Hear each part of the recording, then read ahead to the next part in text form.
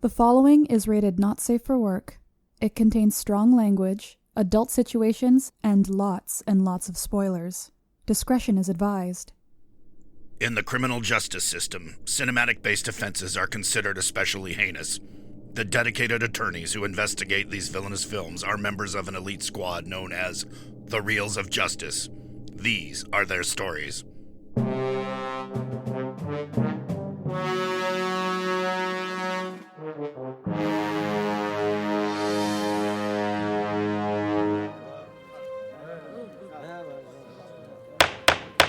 Order, please, order. The Reels of Justice is now in session. Judge Dylan D. Deliberation presiding. We all rise for the Honorable Judge Dylan D. Deliberation. Be seated. Welcome to the Reels of Justice. Today we are hearing the case of The People versus 2019's Little Women. Little Women is writer-director Greta Gerwig's non-linear adaptation of Louisa May Alcott's 1868 novel of the same title. It is about four sisters who all come of age together at the time of the American Civil War. For those of you unfamiliar with our court's proceedings, we are here to determine if this film is guilty of being a bad movie. As always in this courtroom, films are to be considered excellent until proven awful, and the burden of proof lies upon the prosecution to prove beyond a shadow of a reasonable doubt that this film is guilty. Miss Emily Marsh, you are appearing on behalf of the prosecution. You may begin your opening statement. Thank you so much. And just to begin, I think the most important thing I want to say here is that I recognize this is an unpopular opinion.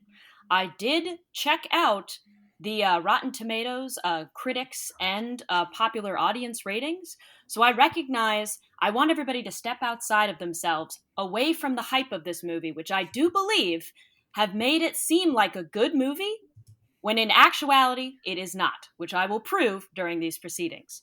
So I want everybody to keep in mind, take away, remembering that this movie came out after Lady Bird, which is critically acclaimed, popularly acclaimed, and also that it's a period piece. We need to strip away both of those things to see it for what it is, which is a bad movie. Now, the reason for this is because once you take away those two films, you will see that it is the adaptation and the writing of it is not good. We will go through that more. The themes of this piece, when we actually look at them, the non-linearness of it, which has been mentioned, when we actually look at the way the choices that have been made for this movie, we'll see that actually the build of the movie is completely undermined, which would be unacceptable in any other movie. And then third, I would argue that there are inconsistent character development in this movie, which once you look at, you realize that it's actually very uneven. So anyway, that basically all of those things together is to say that this movie has gotten, I think, more acclaim, more talent just from everything around it. But in actuality, I will prove today to everyone it is actually should be condemned as a bad movie. Thank you, Miss Marsh. Mr. Ryan Rodriguez, you are representing the defense. Please present your opening statement. I am not a little woman. Yes, it was my nickname in high school. Order in the college.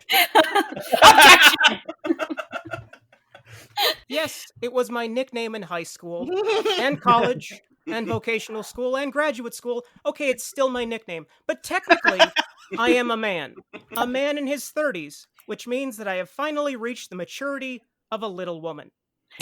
I won't lie. When Greta Gerwig announced that her follow-up to her fantastic solo directorial debut, Lady Bird, would be not just a mainstream studio film, but also an adaptation, I was worried that her sophomore effort would be a step down. Clearly, I was being a dumbass.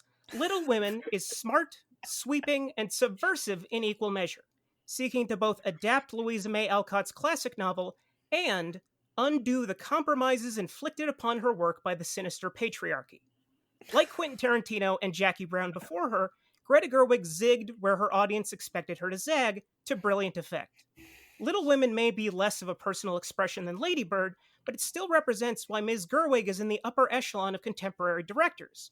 Directors whose name on a poster should be sufficient reason to head to the theater, if the theaters are ever going to be a thing again, R.I.P. Beyond being a great film, Little Women has a lot of actors with funny names. Saoirse Ronan, Meryl Streep, Florence Pugh, Chris Cooper, and of course, Timothy Chalamet. I love him in Silence.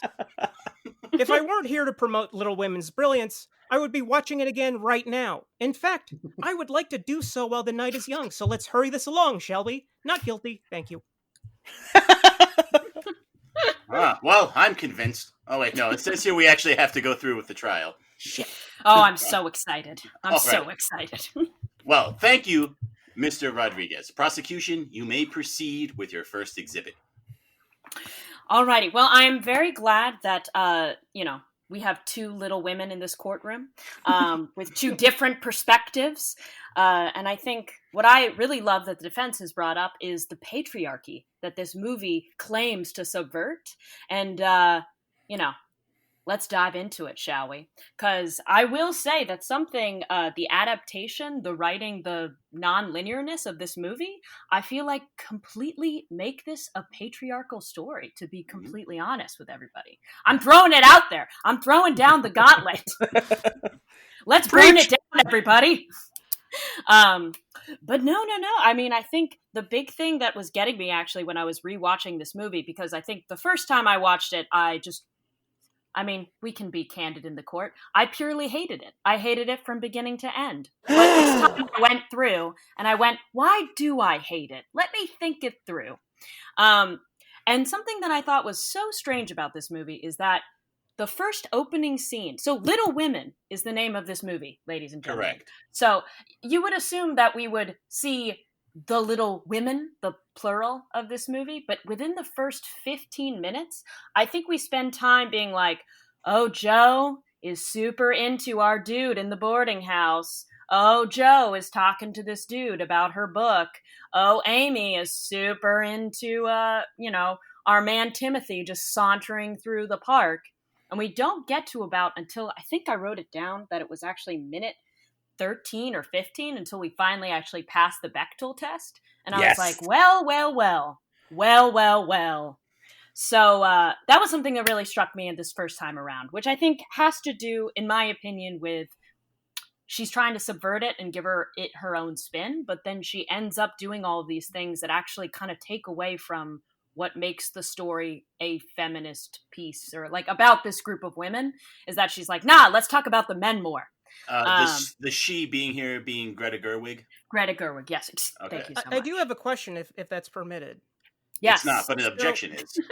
Objection, I have a question. Does that work? Okay. Yes.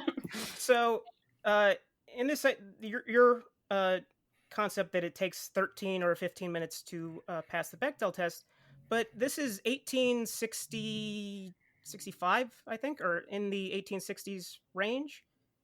Society is still controlled by men at that point, and women are still pretty much subservient. So don't you have to set up the world? Don't you have to establish the goals and the forces that are kind of pushing against them? I guess you could technically say that, but at the same time, like, women still talk to women about some things other than men back in the day. You know what I mean? It's like, and I guess that's the thing about it, is it's sort of like you can use a lot of things to be like, well, historically. But I think it just already goes to show that the beginning of this movie is going to be all about, that's a good point. This movie is definitely her attempt to be like, men reign supreme in this movie in a very big way. Reign supreme is the wrong term. We have a lot of man feelings in this movie. I see that as her attempt to sort of be like, oh, look, men at this time got to share their feelings and women had to deal with it a lot. But I still think that doesn't excuse the fact that I came to this movie where it's supposed to be about, like, I want to see Laura Dern and the girls all, like, doing their stories in the house. And I don't get that until minute 13. And I guess, to continue on that, to that end, is I think that's the promise of the beginning of this movie, is it's like, okay, this is her twist on it. We're going to see more about society and more about women's roles in it. And I do get talked at a lot in this movie about, yes, how women are so oppressed in this society, blah, blah, blah. But I think that's a big suffering of this movie, is that we have a lot of telling and not showing. Like, it's a really interesting point that she's trying to subvert all of this, but then in actuality, we can still end up with a movie where it's a bunch of women talking about men the whole time. And that's not subverting that much. So you're saying that she was trying to introduce that male element at the beginning to subvert the expectations of what we'd anticipate from Little Women. Can you speak to maybe how that reflects on previous adaptations or possibly the novel, if you're familiar with it? Yeah, for sure. Well, I was going to say that, I'm coming here with I won't say that I'm unbiased, because I'm definitely coming from raised on the 1995 Little Women with Winona Ryder. You've got Susan Sarandon. We have a pretty star-studded cast that we're coming from.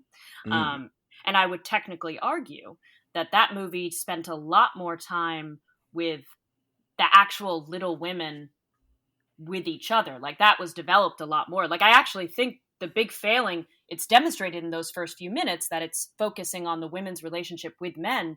But as a result, I would say throughout this entire movie, this version in 2019, we actually don't get as much time developed about their relationship as a family. Like, I think that's something that's lacking the whole movie. That gets set up in the first 10 minutes. And that could very well be too. I will say that is also where the non-linear aspect of this adaptation kind of doesn't do itself any favors, is what I would say. Because we're introducing all of the elements of male romance before we're even, traditionally, if you're going from the beginning to the end, then we have all this time to develop their relationship and, but this way around, by starting with the male love interests, we end up just sort of like putting the cart before the horse, if I were to give my opinion on this. I would also say that the beginning of this movie, sorry, not to really harp on the beginning, but I feel like it really sets the scene. This movie is very much, Greta Gerwig is very much in love with Joe and Amy. And it's interesting because this movie is supposed to be, I would argue, is supposed to be about all of them, about all the Little Women. And you definitely see Joe's character get the most, they're kind of set up as a duality throughout the movie. Joe is the artist that doesn't sell out and doesn't get the guy. Amy's the one who does sell out and does get the guy. And we see that in the first scene. It's kind of interspersed throughout it. And I'd actually argue that Florence Pugh is basically the best part of this movie, hands down. And she's also the best written. But I would say that's another reason of why this movie is a bad movie, because you can't just write two characters well and then leave all the other ones to be one-dimensional. I personally think that Marmee in this movie, totally underwritten. It's crazy. Especially with a powerhouse like Laura Dern, that basically you see throughout this movie, everybody else kind of is set dressing, I would technically argue. And you would say in the previous adaptations, these characters are better fleshed out. Oh, hands down. And who could forget? Who could I forget? Yeah. But continue. I was just going to say, I would like to hear from the defense on this point real quick. If Mr. Rodriguez would like to jump in on the development of the characters, it's a pretty significant point. Yes, I don't necessarily consider the characters underwritten. I do believe that there is definitely a focus on Joe, and I think the fault might therein lie with the title and, in fact, the marketing campaign. And that I think Greta Gerwig wanted to adapt Little Women, but she was more interested in the story of Louisa May Alcott, who is, Joe is based on herself. And I think that, but because when she started the script, she adapted both Little Women and the journals of Ms. Alcott. And I think that in that process, she became more taken with that character, and she began to see more of herself in that character. And I think that if the movie weren't called Little Women, but it was still based on Little Women, I don't think that would actually be a consideration. Go ahead, please. Objection? I love that I'm saying it like a question. No, go for it. Throw out as many objections as you want. Fantastic. Well, I would also say that something I do think about this movie is that she's basically living in two different places. And that's actually super interesting to me, that she was reading the journals and was more taken with that story than the novel itself. Because I would say that's something that does suffer in this movie, is she's sort of trying to do fan service to traditional lovers of Little Women, and then this newer interpretation where it's more about, Joe trying to sell the story and her interactions with the publisher at the desk. And as a result, I would argue we get two kind of half-baked stories, which I think also is true of Greta's experience up until this point. I would argue that she's doing a period piece, trying to do a period piece, but she's also trying to do Lady Bird. And as a result, we get a movie that is neither of those things and isn't fully baked in either of those two ways. It's just what I would say. Anyway. Interesting you say the word story, because I honestly don't think that there really is one, but I think that's the best thing about the film. That it is a coming-of-age piece, not in that you have to follow one through line through it, because there's actually two through lines going simultaneously, but it is the physical process of watching girls become women. And I You're really on don't thin think ice, Mr. Rodriguez. I am. And women becoming wolves. Oh, I was thinking exactly that. I don't. Spooky, scary. Sorry, continue. I don't necessarily think that Ms. Gerwig was aiming for story. I think that just kind of like it is very similar to Lady Bird in that sense, in that it's charting the progression of a person as they learn what things to shed as they become adults. But Little Women is it's more of an arc than it is a story, I think. And I think that looking at it through the lens of story, that's going to make it seem like it's deficient in some way, but I don't think it is. Interesting. Well, and I think maybe objection. Sorry, now I've forgotten where we are. Ryan just was making the point that the story isn't necessarily there and it doesn't necessarily have to be there. Could one of you maybe flesh out the movie Lady Bird? It's being brought up. Just give us a quick background on Greta's first movie. That might be helpful for the jury here. Emily, you want to take that one? Or I could do it. Oh, I would love to. Thank you, fellow Little Women. So Love it. So with Lady Bird, I mean, there definitely are a lot of parallels because it's a coming-of-age story. We once again have Saoirse Ronan, coming of age, dealing with... the movie mostly goes around with her coming of age during high school, going to college, having a difficult relationship with her mother. Anything I'm missing from the... No, you got it. Yep. So it's definitely... It has a lot of similar themes to Little Women. And I think my complaint is I could see the influence of that on this film, but I just would technically argue that this is, at the end of the day, she is adapting the story of Little Women. We can claim that she's just has an arc, that's her style, but this is technically an adaptation of the story of Little Women. And that was what was promised and was not delivered with this movie. All right. Well, thank you for that information on Lady Bird. Would you like to move into a different line of argumentation? I would be very interested to hear your thoughts on the linear nature, because we've kind of touched on it, and it is one of the biggest draws of the movie. It's one of the things that makes it a unique adaptation. So I think it would be important to go into that. Yes, and I think most of my points hinges around, anytime you are dissecting a story like this and making it non-linear, I mean, at the end of the day, you're doing a lot of work to restructure a story that already has rising action, has conflict, and then has basically in this movie, I would argue in this story, probably the height of the action and drama is when, spoilers, a little woman drops dead, and we've got Beth, sick and dying. So that, I guess I would technically argue in the traditional story is probably the most important moment, I would say, where then we have falling action after that. Now, in this adaptation, we have a choice, which is that instead of her death being the most important part of this movie, right after it, we have her rejecting Timothy Chalamet-Ding-Dong's proposal of marriage. And, that all of that emotional angst moment of that. But it kind of comes at a strange moment. I would say that's one of these non-linear moments that just was kind of confusing, because later on in this film, there's a lot of time put into, we miss Beth, like, oh, we've lost her, like, what a sad loss to this family. So it's still treated like this main action of the story, But in the linear sense of the way she's chosen to order it, we had Beth die, and then our main action was her turning down, Teddy out in the field or whatever.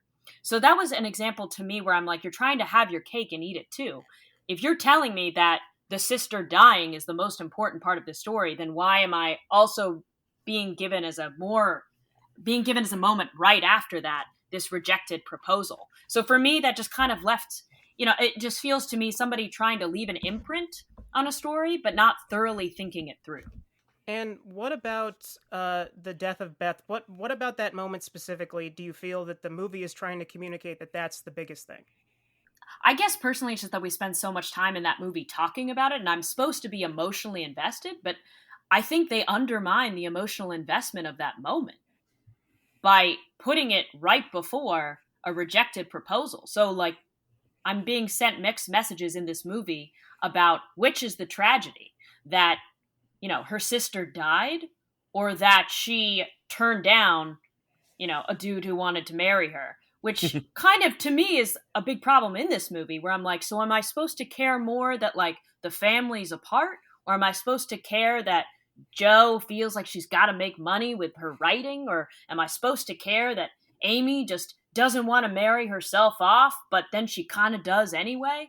It just always felt like I was being kind of I was being told a lot of stuff, but then I wasn't being shown or emotionally invested in any of these things, because there really wasn't anything to hold on to in terms of it not being nonlinear. I would say the nonlinear is what makes all of that so confusing when you watch this movie. That's, all right, it's fair. I was going to say, Mr. Defense, if you would like to respond, or if you have something more in-depth that you'd like to bring up during your line of argumentation, we can let Miss Marsh continue.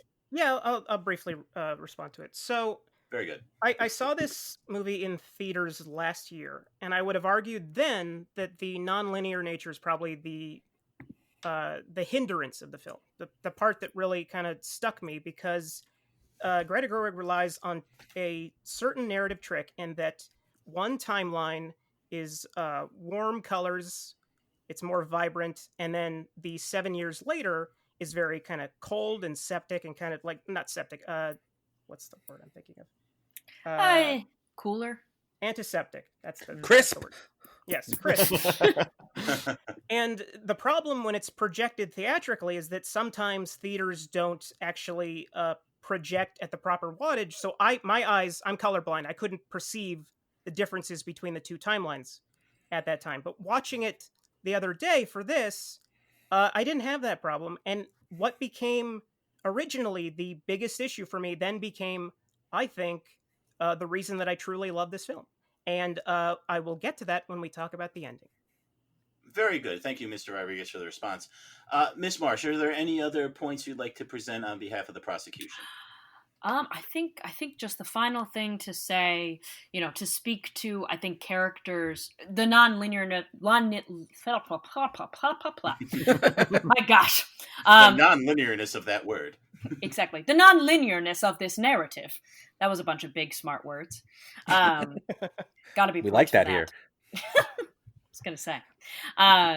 But yeah, I would say the non-linear nature of this narrative, certain characters shine with it. Certain characters, most characters in this plot, I believe, do not.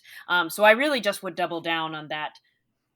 Jo and Amy being these big characters in the movie, versus, we definitely end up with characters like Meg, played by Emma Watson, is definitely less engaging in this movie, and the non-linear gives her more time at certain points in it, which I just was cold.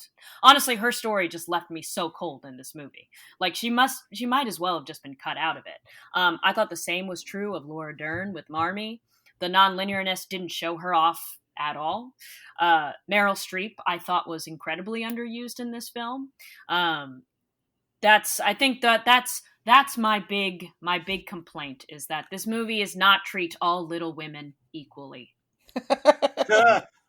Very well. Based on my research of the actual novel, which again I didn't read, but well, actually, real quick, I hate to cut you off there, Ryan. So, Emily, would you like to rest your case on that point? You can still object to things Ryan brings up later. Oh, fantastic! Good to know. Then yes, I rest my case on that final on that final comment. Very good. All right, Ryan, for the defense, you may proceed presenting your case. So, to speak to the Meg character being thin, that's not necessarily a fault of the film. That seems to be something that was in the source material. She's generally considered to be probably the most problematic of the 4 March sisters, and that she doesn't really demonstrate a lot of agency, and she doesn't really demonstrate a lot of interior skill. She just seems to be there wanting somebody to make her a wife, and so that she doesn't have to do work anymore. That is, I think, that character is basically Louisa May Alcott acknowledging that although clearly she was a feminist based on what her original novel was before it was gutted, that there are still problematic people, that there are still people that are going to fall in line with society.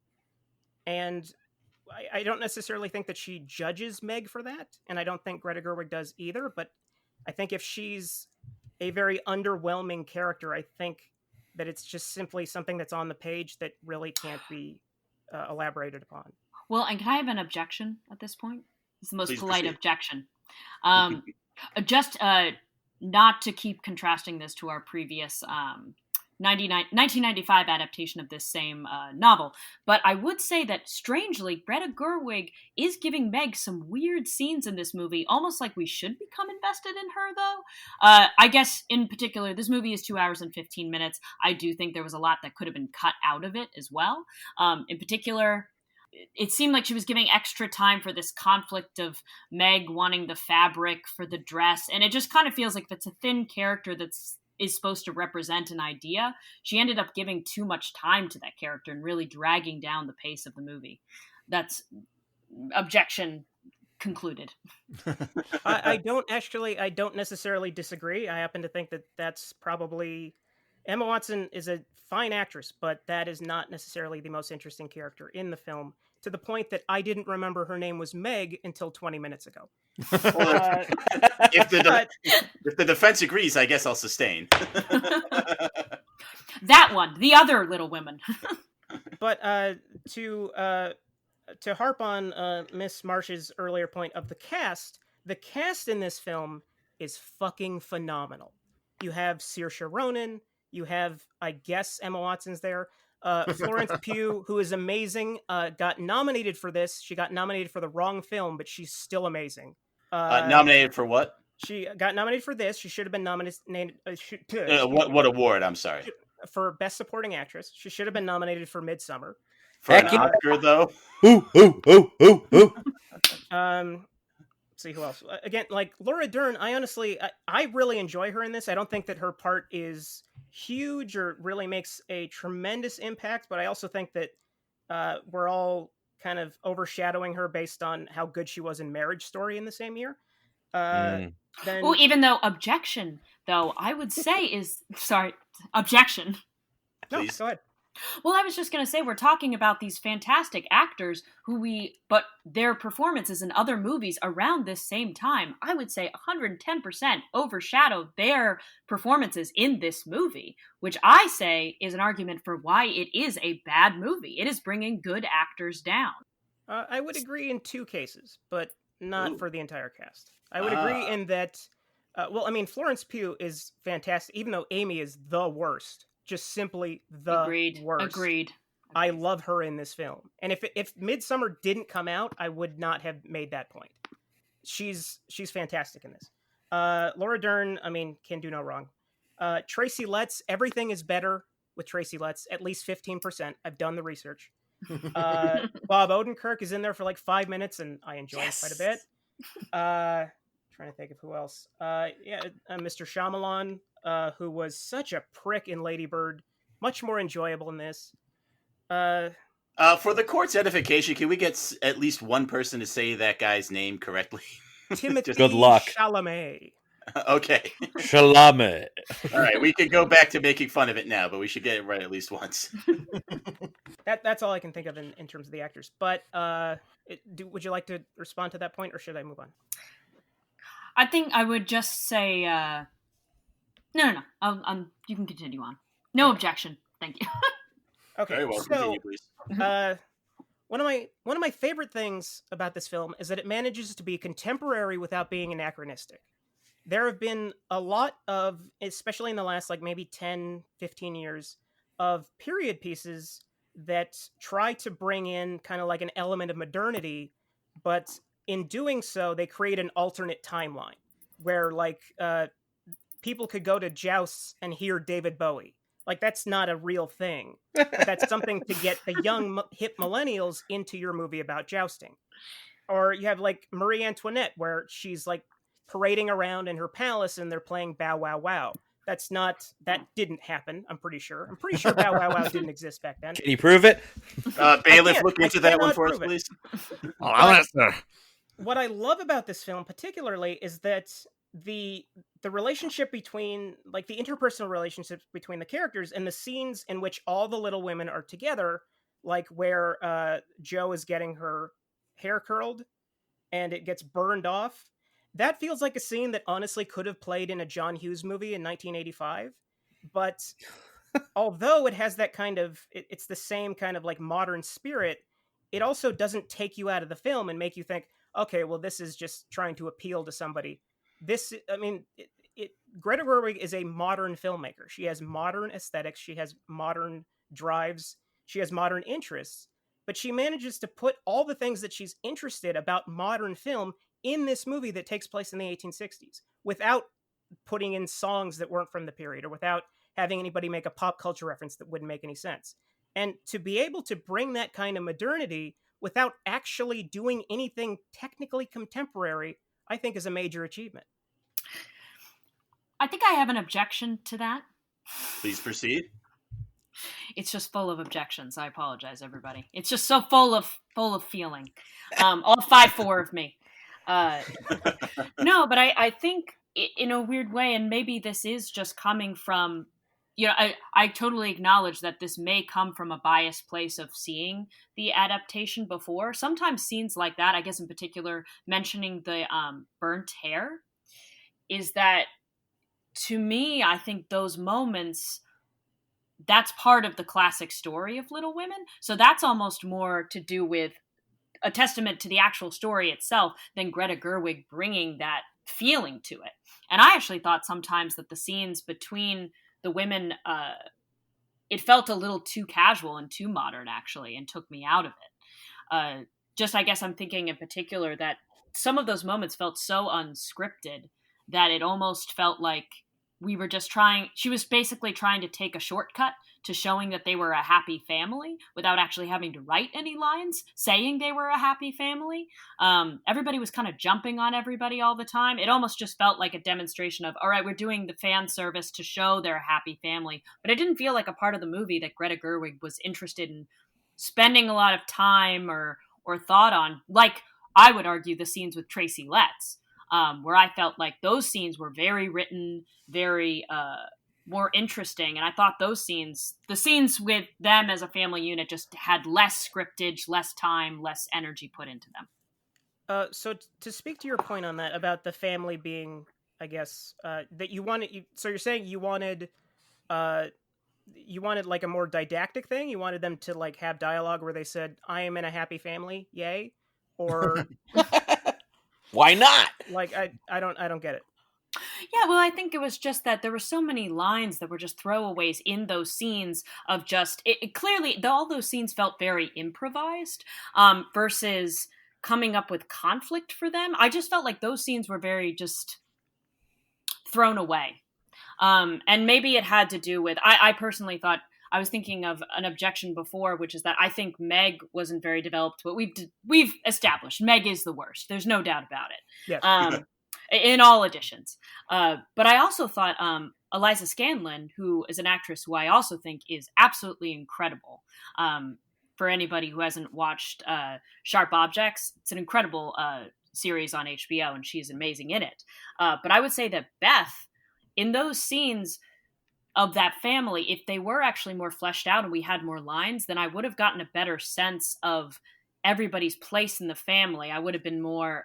Beth seemed very badly written in this movie, or not given a lot of time. And I think that's a failing of those scenes be allowed to be improvised and not doing any sort of hard character development in those scenes, like we see in other parts of the movie.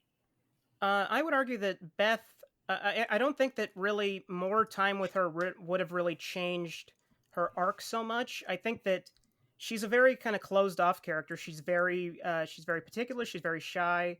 If I had to pick the little woman that I am, it'd be Beth, because Agreed. I also died of scarlet fever. But Order in the court, please. I'm sorry. And Liza Scanlon is fantastic in a movie called Baby Teeth. You should watch it. The character. Oh, that sounds gross. Strike that from the record. Freaking. The character is so in kind of her own world and so determined to kind of affect as little as possible, because I don't know why. She's kind of an enigma, but I don't know that that's necessarily a flaw. I think that's just, we don't all relate to the same people or to the same characters. It's not part of the human experience. And I think that this ultimately just comes down to a difference of opinion and a difference of perspective. Which is why we're having this trial. Are there any other points you would like to make, Mr. Rodriguez, on behalf of the defense? I think you guys have given the jury a lot to chew on in regards to the characters and the modernity. Please continue. So here's why the nonlinear structure is fucking fantastic.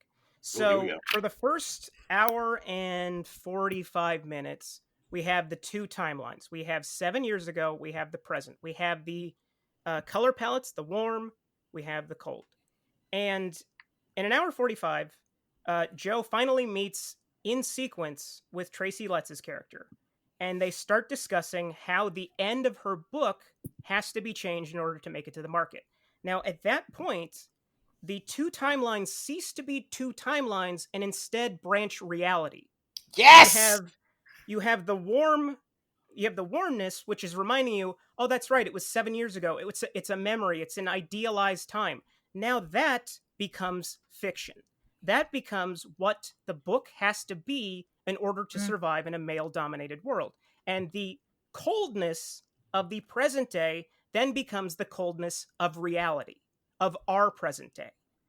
And in this moment, you have two fractured timelines then intercutting between the two, and it manages to have both a triumphant ending for Jo because she got her book published, and a triumphant ending for people that want to believe the lie that the book was forced to peddle. And in that moment, Greta Gerwig accomplishes something that Christopher Nolan would dream to accomplish and could never do. I rest my case. All right. Very well. Very well. Thank you very much. We are now going to move on to our closing statements. Prosecution, you may now present yours. So I think what we have here is a big attempt, this movie. I would argue that it has modern sensibilities that are being brought into it. There are some interesting ideas, but at the end of the day, sort of going back to the defense's argument about arc, I would definitely agree that Greta Gerwig is an arc filmmaker. Lady Bird isn't about a story. It's about following a woman through her growth into womanhood. But Little Women is an adaptation. It is a story. And there are interesting scenes in this movie. There are interesting ideas and concepts. But at the end of the day, because she does not do story, this movie falls flat. It is not a successful adaptation of this original story. That would be my comments on it. Also, the defense had mentioned the final scene. I would argue that the one moment in this movie that truly, for a movie that was claiming to be about, women's independence, about women's individuality, and I can't comment to specifically what happens in the book on this case, but I'm pretty sure the moment I thought that this movie was trying to have its cake and eat it too was the moment where Jo writes the letter to Timothy Chalamet and puts it in the, just had to get one more in, puts it in the mailbox to say, I did make a mistake and I want to be your wife. And I thought in that moment, they have made this story about these women's relationship with these men, but which they claim is feminist and this trying to be, but that seems like it's all of a sudden now a romance story. And I feel like and then with our final moment of this movie where it's, yes, audience, you want her to end up with a guy, take that. It's like, but during this whole movie, you've kind of fed me one of the main plots is if they're going to get together with these men. And it's not just a statement on society. Like, then we get thrown in here about how, like, oh, I've loved you the whole time, or like, oh, I should have been with him, and blah, blah, blah, which I think undercuts the potential feminist message of this movie that comes across in some scenes, but not overall. It wants to have its cake and eat it too. That is my final comment. Very well. Thank you. Mr. Rodriguez, for the defense, you may present your closing arguments. The last time I had to defend a film before this court, I did so under duress, and had to channel every wrong-headed cinematic notion I had to make a decent case. But Little Women is not Tusk. Thank the Lord, it is not Tusk. I have never read the Louisa May Alcott novel in which this film was based, but I did ask my mother what she thought when she read it almost 50 years ago. She said she remembered it being nice, but that's it. What does that have to do with today's trial? Probably nothing. I'm sorry. I'm just so confident that the listening audience and, I guess, the jury are united in defense of Greta Gerwig's resplendent film that I can talk about literally anything other than this case and still win. North Korea and Cuba are the only two places in the world where you can't buy Coca-Cola. Bears are capable of putting on sweaters. Cucumbers make interesting marital aids. Tomorrowland is an underrated film. Todd Phillips is a piece of shit and stole Greta Gerwig's nomination for Best Director. I guess that last one is on topic. Little Women is amazing, goddammit. I know it, you know it, my esteemed colleague know it, the world know it. Make the right choice. Not guilty, Your Honor. I have a request. I have a request, Judge. If we go to an appeals case, then I want Rodriguez's mother brought in as a special witness. Done and done. Agreed, Mrs. Rodriguez. We'll look into that. All right, thank you, Mr. Rodriguez, for that. All right, so members of the jury, Mrs. DuLac, Mr. Haslar, Mr. Maynard, you have all heard the facts concerning this case. It is now up to you to determine if this film is guilty of being a bad movie. The bailiff/stenographer will escort you to the deliberation room to render your verdict. Have you ever tried to type what you're saying? It's difficult. All right. So out of the three of us, Mrs. DuLac, I think you're probably the most qualified to talk about this film because you've read the book and you've seen the original novel. Mr. Maynard, have you? I have not. I've not read the novel. We were assigned it in school and I did a book report, but I copied it off Cliff's Notes. So Mrs. DuLac, what did you think of it?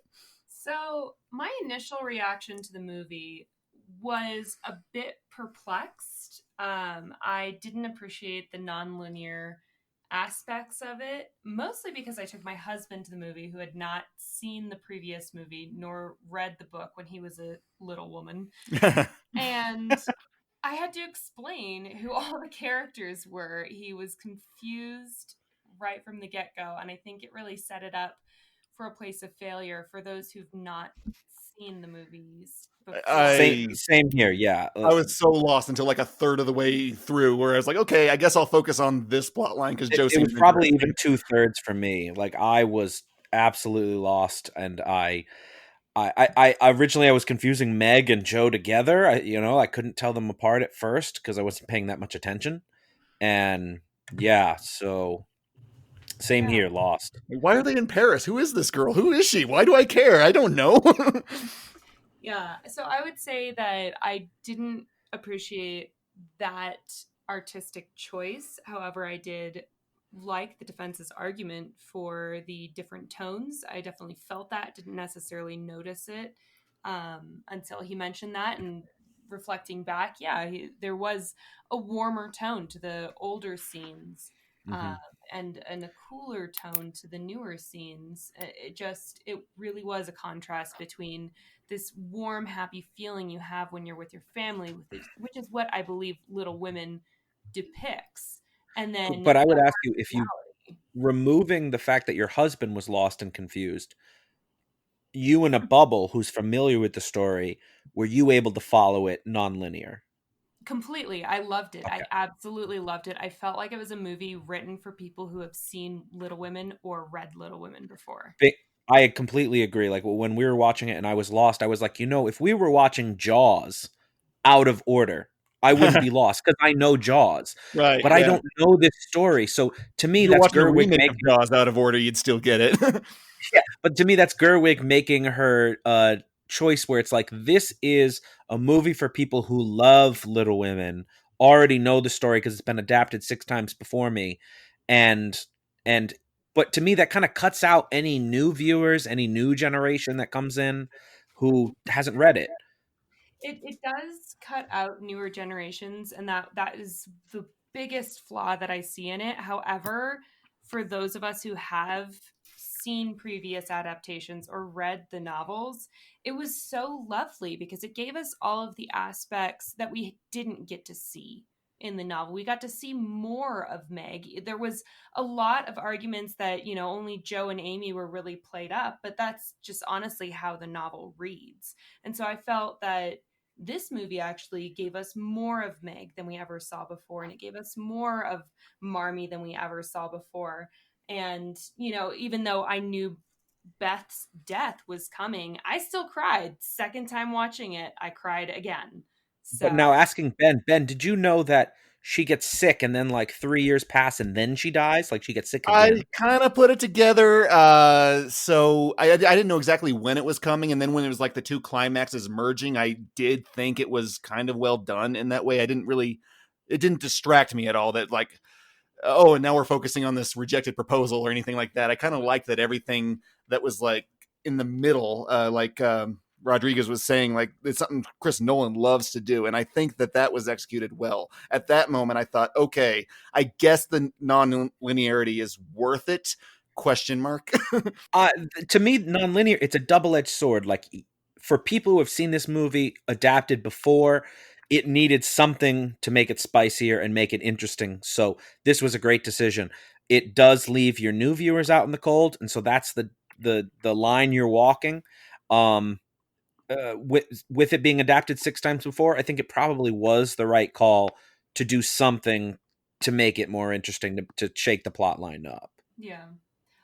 One other point that I thought was interesting when I was listening to prosecution, particularly on the feminist note, she did make a great point that it took, almost 13 minutes before we really felt like we were in a feminist novel. The first 13 minutes was all, oh, there's Laurie. Oh my God, I've loved him for years. And who's this interesting new professor that is noticing me and I'm not noticing him because I'm too cool?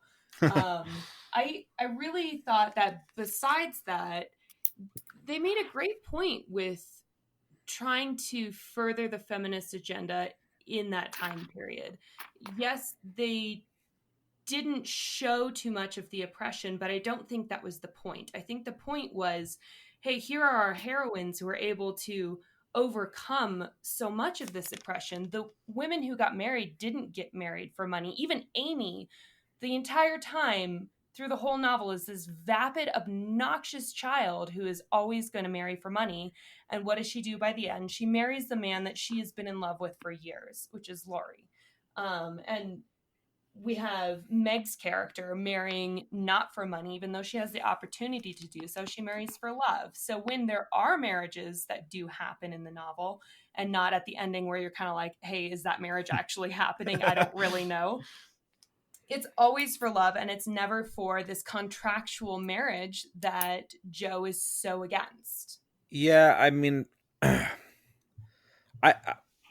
mean, obviously, this is not a movie made for me, right? I mean, there's no robots, there's no aliens, we're very few laser beams that we know of.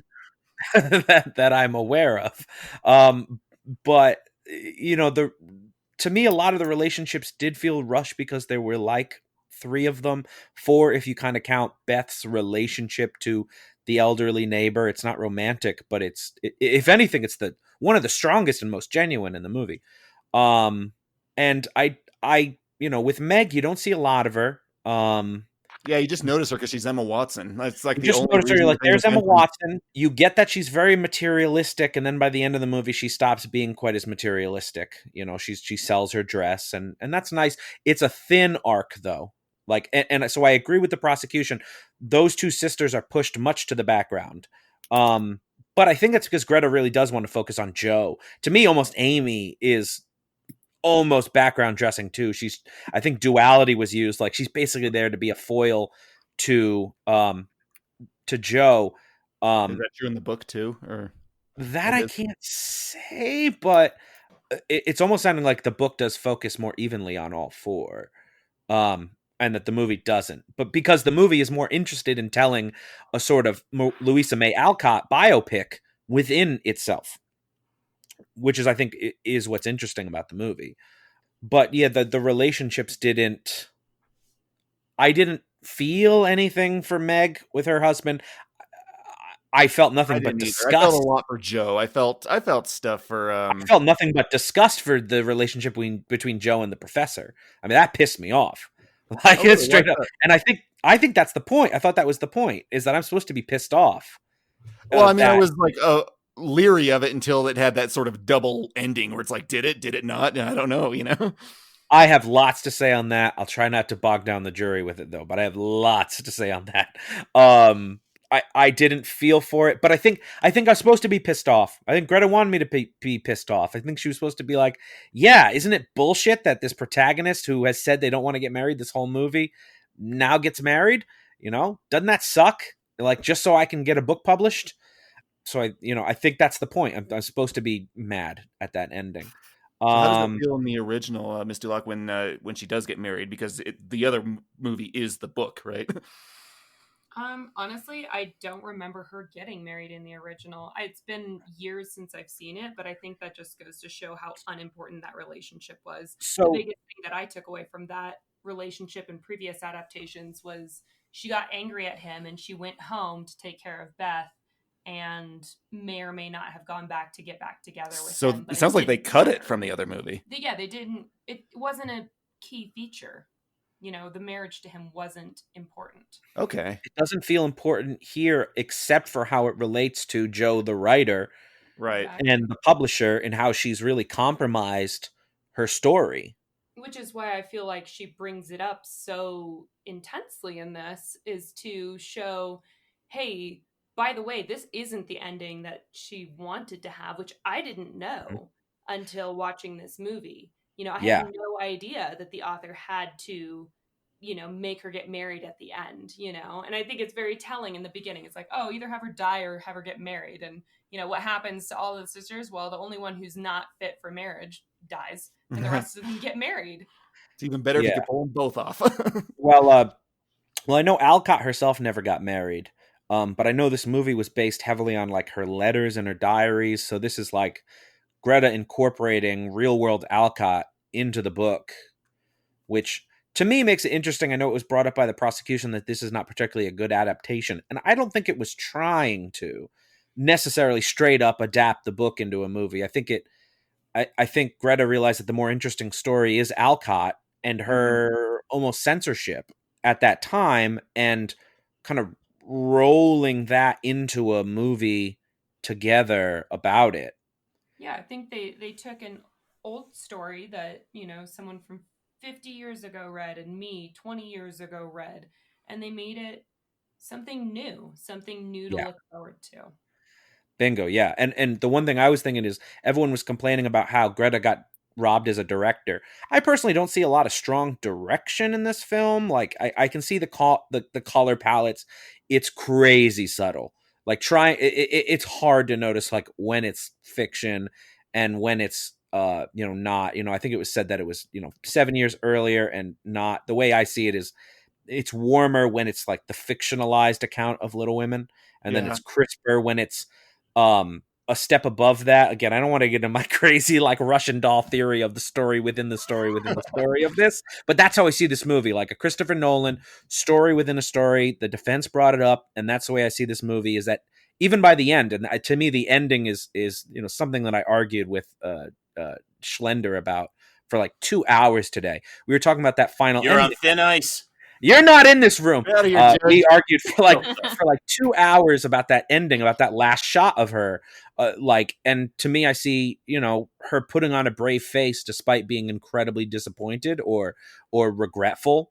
And it's like, which Joe are we seeing? Are we seeing author Joe, who is Louisa May Alcott, who's regretful that she sold her character out to sell a book? Or are we seeing Joe, the fictionalized character, who's full of sadness because she got forced into a marriage she didn't want to by like unseen forces, which are Joe, the writer?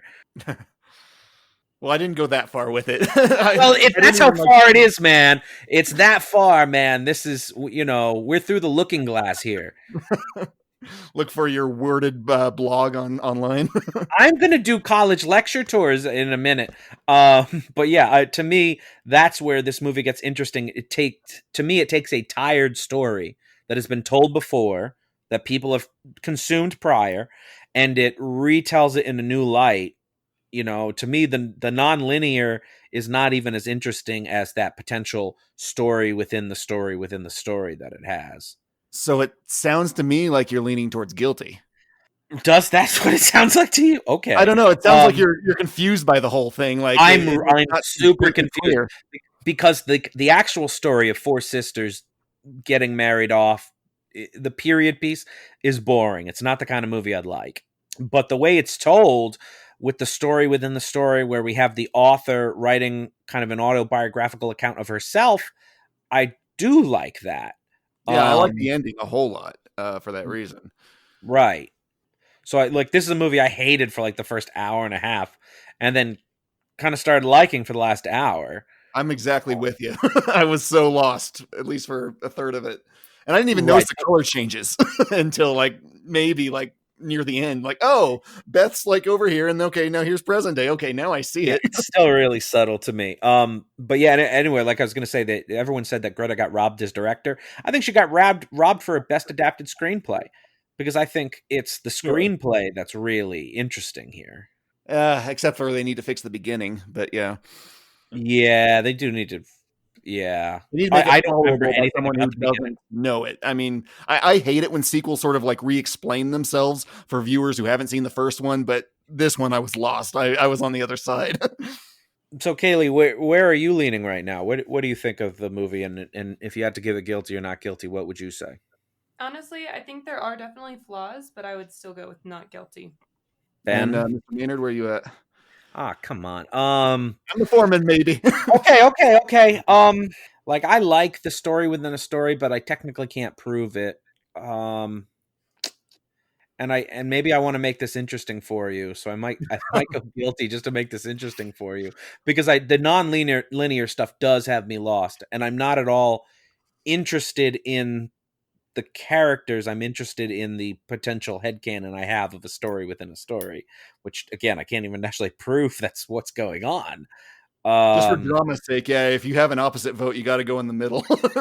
I agree. For drama's sake, I'm going to go guilty and let you have the deciding choice here, Ben. It's not a perfect movie. I will definitely say that. The beginning is way, way, way too confusing for someone who does not know about it. But Joe's acting is top notch. I mean, I can't even get around that. She just Can has you say so her many... name? No, I'm not even going to try. I don't want it ending up on the internet. But she has so many subtle facial expressions, and throughout the whole thing, she's completely the one I'm focusing on, not just from a plot perspective, but even if the women were given equal screen time, she is absolutely the one I would have eyes on. And I do like the ending. I think that about halfway through is when I started liking it, when I caught on to what everybody's goals were. So assuming they fix the beginning, it would be a great movie, but they're not. So I'm saying it's a good movie. So not guilty. You're giving not guilty. All right. Well, that's 2-1. So let's get out there and deliver the verdict, huh? All right. Mr. Foreman, have you reached a verdict? We have, Your Honor. In the case of the People versus Little Women, we find the defendant not guilty. All right. The verdict is so rendered. Little Women is free to go now. 3 years in the past and 7 years hence. Court is adjourned. This is Flickscorn reporting to you live from outside the Reels of Justice. Miss Marsh, would you care to share your thoughts on the jury's verdict?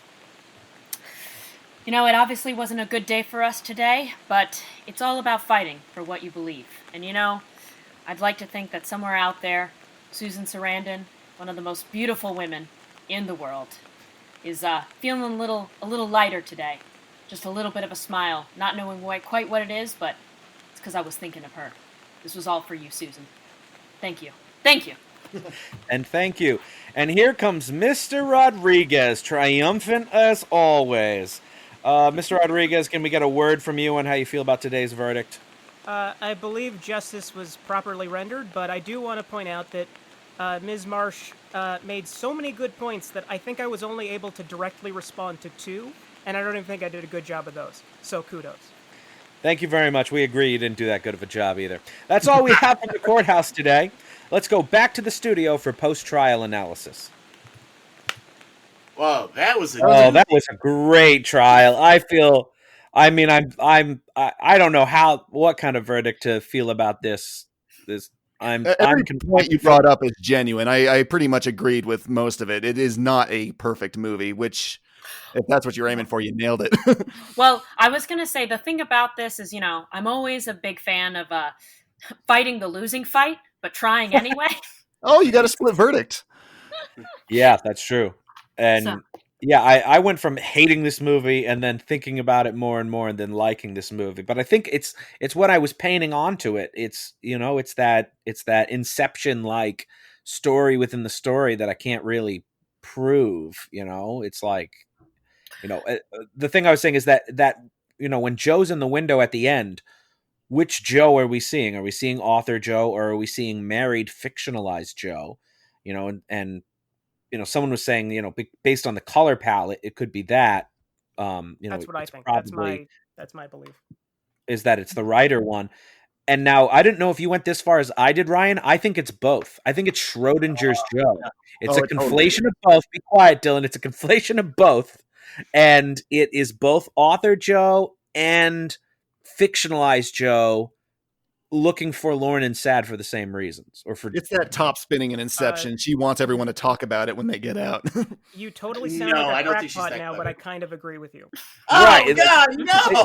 It's you can't really tell which one it is, so it's both. Like, it's both the author sad that she sold out her vision, and it's both the character sad that she's done something that she didn't want to do. All right, I'm going to give the 3,000-foot view of our quantum theory of how this movie works. So you have the main, right? You have Little Women. What exists outside Little Women is Louisa May Alcott and Greta Gerwig. Inside Little Women, you have Joe A.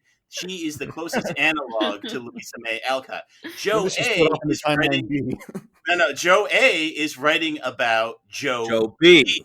Joe B and Joe A are basically Joe B1. Yes, Joe B1. B1 and Joe A are basically interchangeable all the way up to the movie until the publisher tells her to change the ending, and that's where we're introduced to Joe B2. Right? Yes. So now we have Joe B1, Joe B2, and Joe A. At the end, the person holding the book is Joe A. It is not Joe B1. It is not a conflation. And I disagree. It is Joe A and Joe B1. It is not. But also, it's kind of Joe B2 because it's Joe B2. It is not Joe B2. Joe B2 is in both. the book. Joe B great. That's all I have to say. This is approaching Back to the Future Part 2 levels that I'm not. I know, like, check out the comments. I haven't even gotten to, because what you have to accept too, Ryan, is that there is a Joe C, because Joe B1 writes a book too, and that has Joe C1 in it. And so there has to be another book that Joe wrote that has a Joe C2 as well. And so it just keeps going like the Russian doll endlessly. Guys, I agree that that's there the was a Joe sequel. C. He performed with Kid Rock. And that's the sequel where all of us can be brought together, because the next book is called Little Men. Yes. I don't apply. That doesn't apply to me at all. You got to play 40 chess. No, and I am actually a gigantic man. So, Ben, you're going to have to do a lot of heavy lifting on this one. I'm a medium-sized man, so am I like the person in between, the mediator? I think that's what we have to do, yes. I think in Little Men, Joe B1 should slide back in time into the universe of Joe A and stop her from ever changing the book. So I was she's going to Biff. say, this is starting to sound a lot like, I don't know if anybody's taken the time to see Dark on Netflix, but everybody should. That's my recommendation. But, you know. Well, save it for the recommendations. That's true. We I'm wanna hear so more sorry. about it. Is No, it a but movie? that's great. You're just breaking that the will timeline. definitely That's work. good. That's on You point. can break the timeline. That is You're absolutely fair. But Emily, you did a really fantastic job. I came in Yes. feeling very neutral on this. I didn't know You were which way to go. I would have voted bad, but we had a guest juror. I came We in did, we had- confident and then immediately lost that confidence. I feel that way typical. every time, though. Well, I That is gotta- true. Well, I gotta say, I love the setup of this because, not gonna lie, it was almost like I was transported back to like forensics and debate. Like all of a sudden I was 16 again, and the judge was saying like, all right, you have to stop yelling now or we'll disqualify you. And I was like, okay, I gotta look through the red. We're back. It's like that, but we encourage yelling. Oh, good. yes. Especially And at name Ryan. calling. You can take it. Yes, we do like to Ryan call took all Ryan the names. wind out of the name calling sales by calling himself a Little Women. I mean, where do we go from there? Come on. Well, That's he did very die true. of Couldn't scarlet top that. fever. It's a good thing Ryan got better. So Emily, what's been keeping you busy during these unprecedented times? What have you been up to lately? Yeah, well, basically, been doing a lot of online activities. I feel like everybody else probably. You know, who needs real friends when you can have online friends? Hooray! All right. But what's super great is it's always nice that when your online friends are also your real friends. So we've been doing some. We did the MST3K live riff along. That was a great way to kill saw some that. time. It was great. Oh my Yeah, gosh, it was fantastic. super fun, but not intimidating at all. You know, to have me riffing over Joel with Joel listening to you and giving comments. So that's See me definitely. ever laugh. That sounds totally Does- normal. That's Does everybody he does ever that all the time. criticize or riff your riffing over you riffing his riffing? Oh my gosh, the Russian dolls again. That'll be the I was next gonna one. say, was that Emily? And now I will respond as Emily B responding to Emily A's riff of Joel's B. It's a riffing doll. Christopher But no. Nolan, eat your heart out. But no, it was quite a good time and definitely a good way. You know, I'm sure everybody feels this way. It's like there was a bunch of time of not doing anything, so to have some projects come up now slowly but surely, it's just felt, you know, there's only so much South Park you can really binge on HBO Max. That's what I'm really finding out. Truer words were never spoken. You can go through Futurama if you want, though. But that's on Hulu. That's a totally different story. That is true. That's true. And I have a deadly feud with Hulu. So Oh no. I just- A Hulu feud. yeah, are you listening, Hulu? We're enemies now. Bring it. Yeah, we actually just edited No, out please pick up Mr. 2 hour Science rant Theater. Emily went on about That's right. Hulu. We can't air that. I was gonna say Hulu's a sponsor, right? That's exactly it. Of course. Well, we would take them. Is there any upcoming plans for another like riff along online? I think we have some Halloween plans. You Oh. know, can't say anything too specific, but I mean, potentially, maybe not full riff, but just some fun things. Well, in this the will works. potentially be out after Halloween, but hopefully we'll still This be is able to Emily watch. C talking after Halloween has happened. That's right, and Emily A is responding to the Emily C timeline. But yeah, so potentially by the time everybody listens to this, they'll already know about it. So that's great. And we'll have already enjoyed it. Fantastic. But And Ryan will have died of scarlet fever. again. Again. But we'll if it's out by the time this drops, we'll share some links with this episode so people can check it out too. And besides that, do you have a great? I know you have a great recommendation for us this week for a movie that you think people should check out. For sure. Well, and I apologize to everyone. I have a recommendation, but it's going to be a lot of time and a lot of effort. So I truly understand if it's not worth the effort. But there's this. Well, I'm so sorry. It should be a movie and not a show. Is that correct? We prefer movies, but you can mention shows We do too if you anything. want. Yeah, go for it. Well, we can say it's for COVID reasons because we haven't had any new movies recently. So Yes. all we have That's is fair. TV now. So just, do yourself a favor and watch the 3 seasons long, time-bending TV show Dark on Netflix. Super complicated, but so amazing, so well acted. And also, if that all didn't sound, intimidating enough, it's all in German. But if you're willing to put in the work, I swear it's a fantastic show. And come on, what are you doing? It's COVID. Just spend a couple hours and don't talk to people. So highly recommend it. It's my daily routine. Yeah, that's got a great slogan. What are you doing? It's COVID. Trademark. Hey, forget about it. It's COVID. Very good. Do you have a movie too, just in case? Ooh, let's go with, another movie that I had maybe proposed, but I mean, everybody should just be watching it. It's an old one. It's a classic from my childhood. If anyone hasn't seen Buckaroo Banzai, do yourself a favor. So good. Do yourself a favor. So anyway, that's my recommendation. An old classic, but hey, why not? It's COVID. It's COVID. Hey, why not? I think it's on COVID Prime for right those now. who think young. I'm not sure, but I think Yes. I think you are right. So perfect time. fantastic film. Great. Dylan, you were the judge, so you get to go next. What do you got for us?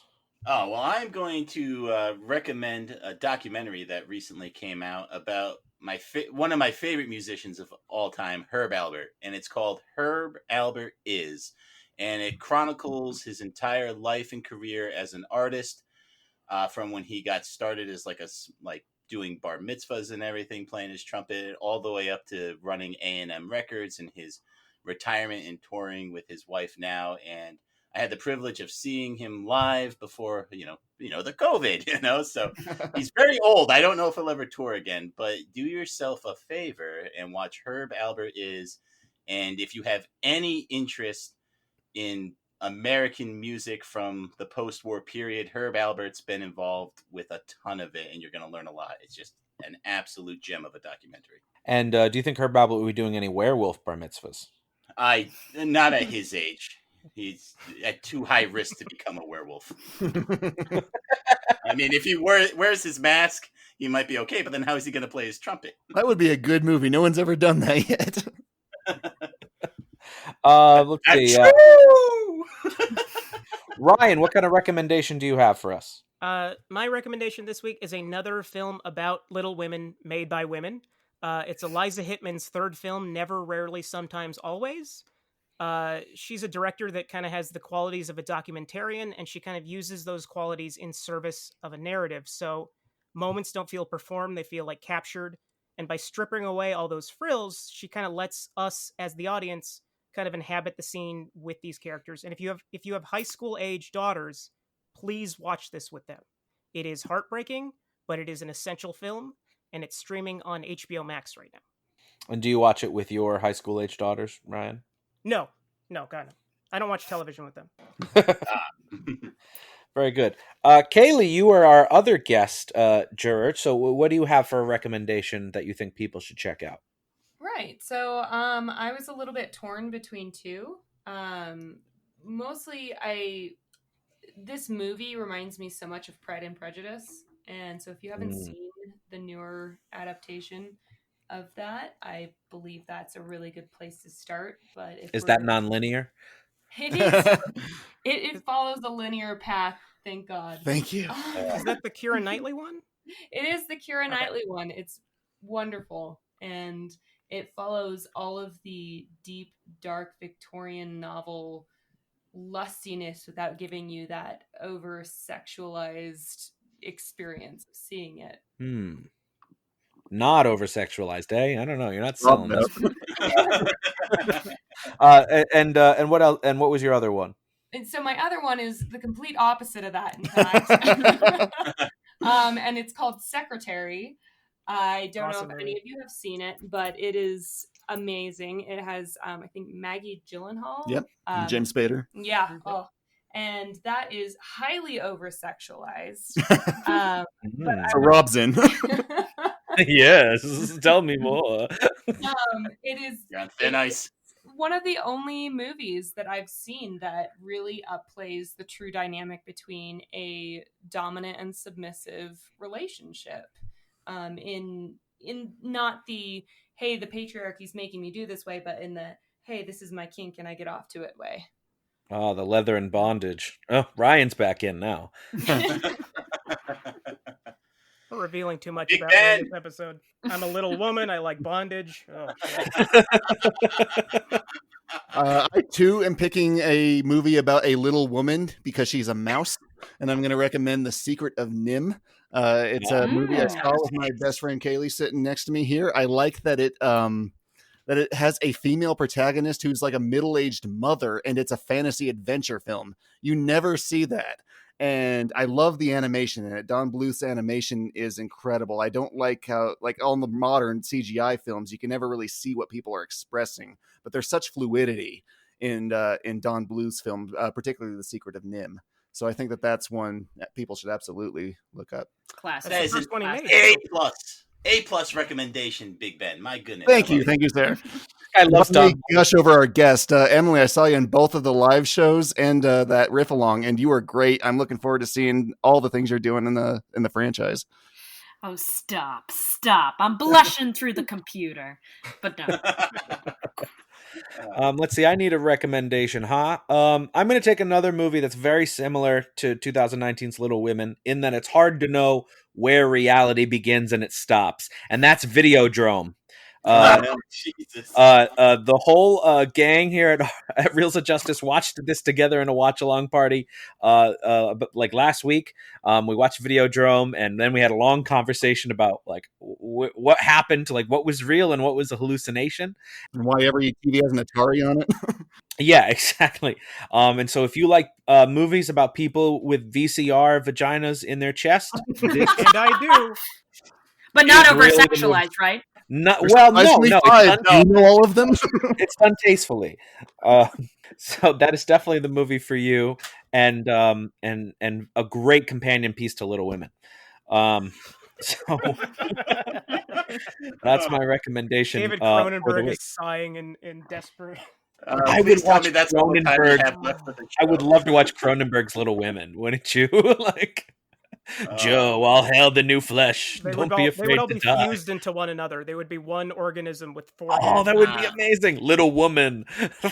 Paul Verhoeven's Little Women. That's what we need. Oh, no. That's too over-sexualized. No, we do not need that. Please. Oh, now that's too far after all the crap you guys have been saying. Okay. Yep, that's true. Anyway, this has been a fantastic time. A great episode. Emily, thank you so much for joining us. We would love to have you back. You did a fantastic job. Awesome. Yeah, it was great. Well, thank you guys. So thank you so much for living out the dream. So. And I also want to thank Kaleigh for joining our jury and doing a fantastic job bringing us a different perspective that we needed in this case. Yeah, no problem. Thank you, glad Kaleigh. to be here.